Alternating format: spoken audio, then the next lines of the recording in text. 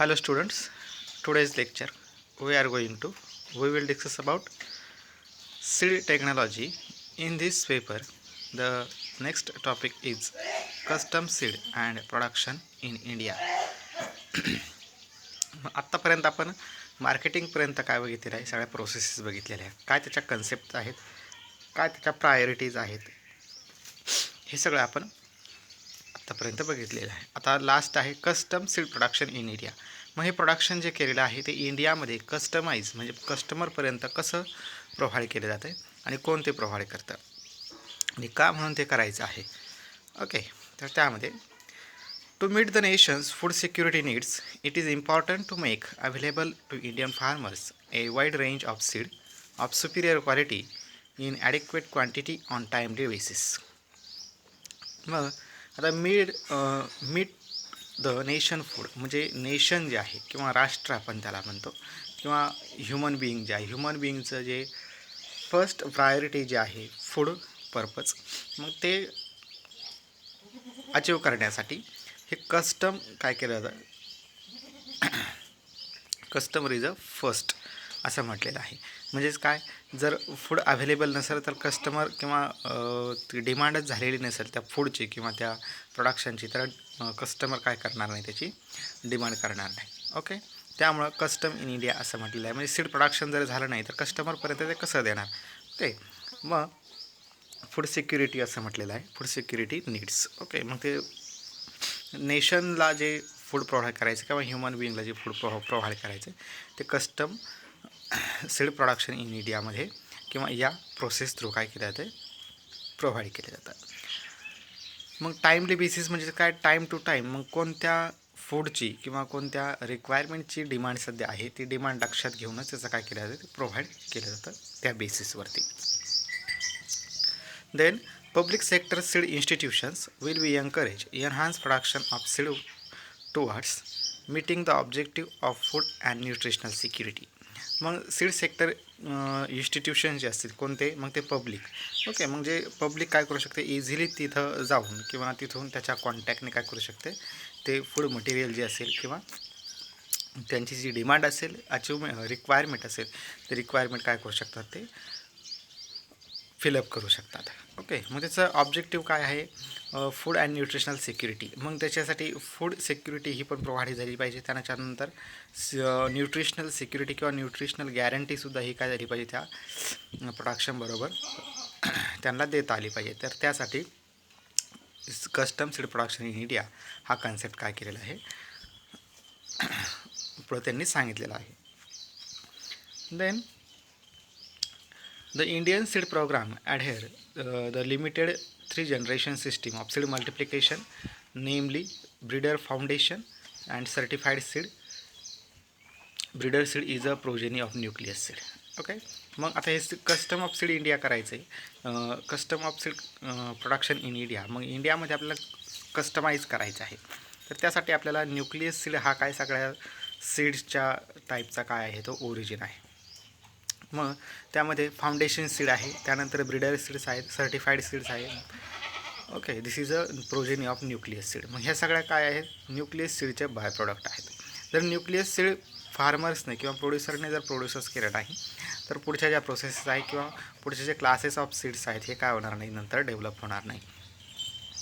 त्यासाठी हे काय करायचं आहे, सीड प्रोडक्शन करायचं आहे. Nucleus seed is a seed produce by breeder to develop particular variety and directly use for multiplication as breeder seeds. मग न्यूक्लियस सीड जे आहे ते काय करतं, प्रोड्युसर किंवा जो फार्मर आहे तो काय करतो, हे सीड प्रोडक्शन करतो आहे आणि प्रोडक्शन केल्यानंतर मग तो काय करतो, फक्त एकच सिंगल व्हरायटी आणि एकच स्पेसिस काय करतो, तो डेव्हलप करतो आहे. मग एका ब्रीडरने, एका फार्मरने जर एक व्हरायटी डेव्हलप केलेली असेल तर दुसऱ्या फार्मरने काय केलेली असेल, अदर व्हरायटी डेव्हलप केलेली असेल. म्हणजे असं करून नंबर ऑफ व्हरायटीचं काय होतं, डेव्हलपमेंट होतं. डायरेक्टली यूज फॉर मल्टिप्लिकेशन, मग ते काय करतात, नेक्स्ट इयरला तेच सीड्स काय करतात, मल्टिप्लिकेशनसाठी यूज करतात ॲज अ पॅरेंट प्लांट्स म्हणून. Then breeder seed is a seed material directly control by the organising, originating or sponsoring breeder or institutions for the initial recurring production of foundation seeds. मग ते breeder seeds जे develop झालेले आहे, okay, ते directly as त्यांनी काय केलं आहे, सीड मटेरियल म्हणून यूज केलेलं आहे किंवा पॅरेंटल सेल्स किंवा पॅरेंटल सीड्स म्हणून ते यूज केलेलं आहे. ते काय केलं जातं, टोटल जे आहे सीड प्रोडक्शन होईल ते काय केलं जात नाही, मल्टिप्लिकेशनसाठी यूज केलं जात नाही. त्यातले मिनिमम क्वांटिटी मल्टिप्लिकेशन प्रोसेससाठी यूज केलं जातं आणि अदर जे आहे मोस्ट क्वांटिटी ते काय केलं जातं, इन्स्टिट्यूशनला प्रोव्हाइड केलं जातं, जेणेकरून ते कस्टमाइज इन इंडिया करता येईल. Okay. Then foundation seed is the progeny of breeder seeds. मग फाउंडेशन सीड्स जे आहेत ते ब्रीडर सीडची काय प्रोजेनी आहे. मग ब्रीडर सीड जर इन्स्टिट्यूशनला किंवा अदर जे लिमिटेड कॉपरेटिव्ज असतात त्यांना जर हे प्रोव्हाइड झालं तरच ते काय करू शकतात, फाउंडेशन सीड प्रोव्हाइड करू शकतात किंवा त्याच्यावरती ते प्रोसेस करून फाउंडेशन सीड तिथं डेव्हलप करू शकतात. Foundation seed may also produce from foundation seed. मग production of foundation seed stage first and stage second. मग जे ब्रीडर सीड आलेलं आहे त्या ब्रीडर सीडवरती काय केलं, ते प्रोसेसेस केल्या जातात आणि प्रोसेसेस केल्यानंतर मग स्टेज फर्स्ट आणि स्टेज सेकंड अशा त्याच्या काय ते प्रोसेसेस आहेत. स्टेज सेकंड मे दस बी परमिटेड. मग ते काय केलं जातं, स्टेज फर्स्ट आणि स्टेज सेकंडमधून ज्यावेळेस ते काय होईल परमिट होईल त्याच वेळेस ते काय केलं जाईल, मार्केटिंगसाठी किंवा कस्टमाइज इन इंडिया या प्रोसेससाठी काय केलं जाईल, अप्लाय केलं जाईल. If supervised and approved by certification agency and if the production process so handled as to maintain specific genetic purity and identity. मग त्याची स्पेसिफिक प्युरिटी जी असेल किंवा आयडेंटिटी असेल किंवा त्याच्या ज्या आत्तापर्यंत आपण प्रोसेस बघितला फिजिकल प्युरिटीपासून ते जर्मिनेशन टेस्टपर्यंत त्या सगळ्या प्रोसेसेस त्याच्यावरती अप्लाय करून ते सीड नेक्स्ट जनरेशनसाठी किंवा सर्टिफिकेशन एजन्सी थ्रू काय केलं जातं आहे, नेक्स्ट प्रोसेस त्याच्याशी फॉलो केली जाते.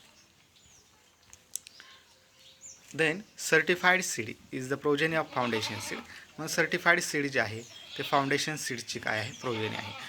सपोज ब्रीडर सीड जर काय झालं नाही, इन्स्टिट्यूशनला किंवा त्या कॉपरेटिव्ह लिमिटेडला जर हे प्रोव्हाइड केलं नाही तर तिथून फाउंडेशन सीड प्रोव्हाइड होणार नाही आणि फाउंडेशन सीड जर प्रोडक्शन झालं नाही तर सर्टिफाईड सीड काय होणार नाही, डेव्हलप होणार नाही किंवा ते प्रोव्हाइड होणार नाही. The progeny of certified seeds.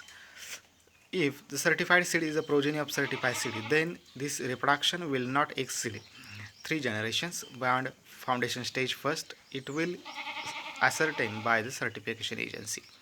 मग ह्या सर्टिफिकेशन एजन्सीज ज्या आहेत त्या एजन्सी थ्रू हे काय केलं जातं आहे, नेक्स्ट जनरेशनसाठी ह्या सीड्स यूजफुल आहेत की नाही हे सगळं काय केलं जातं, काउंट केलं जातं, ऑब्झर्वेशन केलं जातं, त्यानंतरच हे कस्टमाइज करण्यासाठी पुढं प्रोसेस ॲप्लाय केली जाते. Then public sector seed production agency will continue to have free access to breeder seed under National Agriculture Research System. मग हे public sector seeds production agencies जे आहे ते काय करतात, नॅचरल ॲग्रिकल्चरल रिसर्च सिस्टीम आहे याच्या अंडर हे काय करतात, यांचं वर्कआउट करून घेतात आणि त्यानंतरच सर्टिफाईड सीड्स हे काय करतात, प्रोव्हाइड करतात. The state farms corporation of India national seed corporation will be restructured to make productive use organization and plan growth of the seed sector. Seed सेक्टरमधूनच काय केलं जातं, हे कॉपरेटिव्ह केलं जातं किंवा ते कस्टमाइज केलं जातं. मग सीड कॉपरेटिव्हमध्ये हे केल्यानंतर तिथं काय होतं आहे, रिस्ट्रक्चर केलं जातं. म्हणजेच काय, त्याच्यावरती त्या प्रोसेस अप्लाय केल्या जातात. For example breeder seed develop झालेले आहे किंवा प्रोव्हाइड केलेला आहे कस्टमरला, इन्स्टिट्यूशनला, तर त्याच्यावरती काय केलं जातं, अगेन प्रोसेस केल्या जातं. त्यानंतर फाउंडेशन सीड केलं जातं. फाउंडेशन सीडचं त्याच्यानंतर डेव्हलपमेंट सर्टिफाईड सीड्समध्ये केलं जातं आणि सर्टिफाईड सीड्समध्ये केल्यानंतर त्याला बॅगिंग प्रोसेस अप्लाय करून ते काय केलं जातं, कस्टमरसाठी अवेलेबल करून दिलं for marketing purpose. Private seed production agency will also have access to breeder seed subject to term conditions to decided by government of India. मग प्रायव्हेट सीड प्रोडक्शन एजन्सी ह्या कसा काम करतात, ह्या काय करतात, ज्या गव्हर्नमेंटचे रूल्स असतील किंवा गव्हर्नमेंटचे ज्या एजन्सीज असतील त्याच्या रूलने हे काय करतात, यांचं वर्कआउट करतात. Then state agricultural universities ICAR international centre agricultural research institute असं म्हटलेलं आहे, will have the primary responsibility for the production of breeder seed as per the requirement of respective states. मग या इन्स्टिट्यूट्स जे आहेत हे इन्स्टिट्यूट्स काय करतात, ब्रीडर सीडची जी रिक्वायरमेंट्स असेल ही रिक्वायरमेंट देतात आणि त्यानंतरच पुढची प्रोसेस किंवा पुढचे सीड्स जे आहेत ते डेव्हलपमेंट करू शकतात. Special attention will be give need the upgrade quality farmers save seed through intervention such as a seed village scheme. मग काय करतात हे सीड व्हिलेज स्कीम. मग एक व्हिलेज असं सिलेक्ट करतात आणि त्या व्हिलेजमध्ये काय झालं पाहिजे हे सीडचं प्रोडक्शन करायचं आहे. मग ते नंबर ऑफ व्हरायटी तिथं काय करतात प्रोव्हाइड करतात आणि प्रोव्हाइड केल्यानंतर तेच जे प्रोडक्शन करायचे ब्रीडर सीड्स ते ब्रीडर सीड्स इन्स्टिट्यूशनमध्ये काय करतात ते इम्पोर्ट करून घेतात आणि इम्पोर्ट केल्यानंतर पुढच्या प्रोसेस त्याच्यावरती करतात आणि कस्टमाइज इन इंडिया किंवा custom seed production in India ही प्रोसेस जी आहे ती काय करतात पुढे ॲप्लाय करतात. Seed replacement rates will be raise progressively with the objective of expanding use the quality of seeds.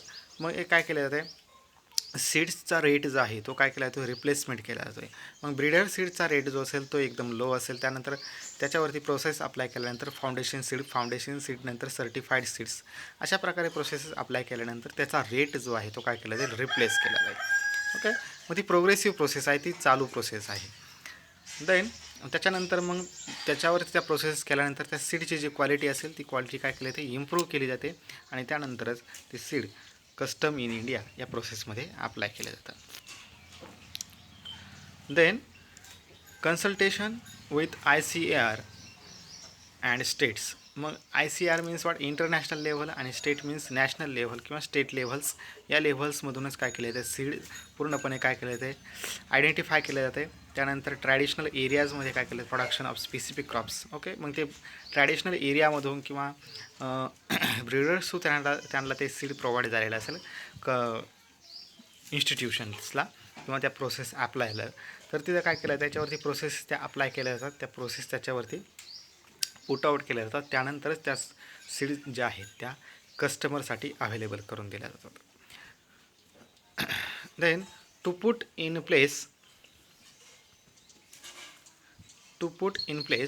seed production program, each state will undertake advanced planning and prepare a prospective plan for seed production and distribution over the rolling 6-year periods. Okay.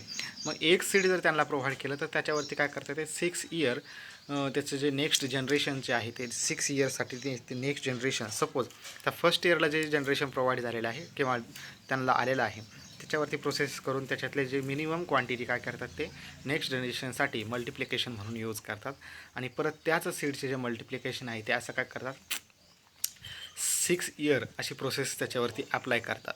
Okay. मग apply केल्यानंतर this is a seed banks. Okay. मग त्यालाच seed banks असं म्हटलेलं आहे. Seed banks will be set up non traditional areas to meet demands for the seed during natural calamities. मग काही natural कॅलेमिटीज किंवा नॅचरल जे प्रॉब्लेम्स आलेले असतील त्या प्रॉब्लेम्सला फेस करण्यासाठी हे काय करतात सीड बँक अवेलेबल करून देतात. म्हणजे जे ब्रीडर्सच त्यांना प्रोव्हाइड केलेलं आहे इन्स्टिट्यूशन्सला किंवा त्या कोऑपरेटिव्हजला त्या ॲग्रिकल्चरल रिसर्च सेंटर्सला ते काय करतात सीड बँक म्हणून त्याचं काय करतात स्टोरेज करतात आणि ज्यावेळेस काही नॅचरल कॅलेमिटीज किंवा नॅचरल प्रोसेस किंवा नॅचरल इम्प्युरिटीज तिथं डेव्हलप होईल त्यानंतर हे काय करतात सीड बँक अवेलेबल करून देतात. ओके. मग कस्टमरपर्यंत हे कसं सीड प्रोव्हाइड करायचे हे सगळं जे प्रोसेसेस आहेत ह्या पण याच्यामध्ये बघितलेले आहेत. फाउंडेशन सीड म्हणजे हे काय करायचं ब्रीडर सीड जर प्रोव्हाइड केलंच नाही तर फाउंडेशन सीड डेव्हलप होणार नाही आणि फाउंडेशन सीड डेव्हलप झालं नाही तर सर्टिफाईड सीड डेव्हलप होणार नाही आणि सर्टिफाईड सीड झालं नाही तर ते काय होणार नाही मार्केटिंगसाठी अवेलेबल होणार नाही आणि मार्केटिंगसाठी अवेलेबल जर नाही झालं तर ते कस्टमरपर्यंत जाणार नाही. This is a custom seed production in India concept is finish. Okay. Thank you.